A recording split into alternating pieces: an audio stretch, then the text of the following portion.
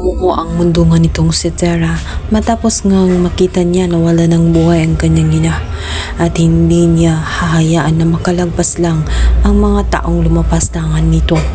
Agad itong si Kami ay pinuksa agad nitong si Tera at nang makita nga nitong si Tera kung paano namatay ang kanyang ina ay nagngingit-ngit siya sa galit at nang makita din niya na walang ibang gumawa nito kundi ang ina ni Dea. Maging si Dea ay hindi sukat akalain na magagawa ng kanyang ina, subalit dahil sa nakita niya kung gaano na nga kasama ang kanyang ina, kung noon ay humiling pa siya sa kanyang mga kapwa-sangre na kung sakaling magkrus ang kanilang mga landas ay pahirapan ng kanyang ina sa kanyang kamatayan.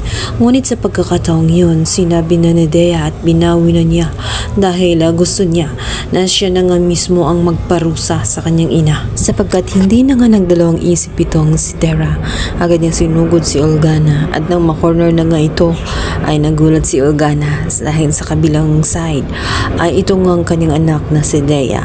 Sinabihan pa niya ito na sigurado ba siya sa kanyang desisyon, sigurado siya na kaya niyang patayin ang kanyang sariling ina. Subalit tugon ni Dea na matagal na namang itinakwil siya bilang anak, kaya naman wala ng saysay ang pahalagahan pa nga siya sapagkat matagal nang nilimot ni Olgana na anak nga niya itong si Dea dahil nga sa pumanig siya sa kasamaan. Instead na pakinggan ang kanyang sariling anak, tinaton niya ito na parang kaaway. Masama man ang loob ni Dea, subalit wala na siyang magagawa. Kailangan na niyang palayain sa kasamaan ang kanyang ina at alam niyang yun lamang ang solusyon para matigil na at hindi na siya mahihirapan pa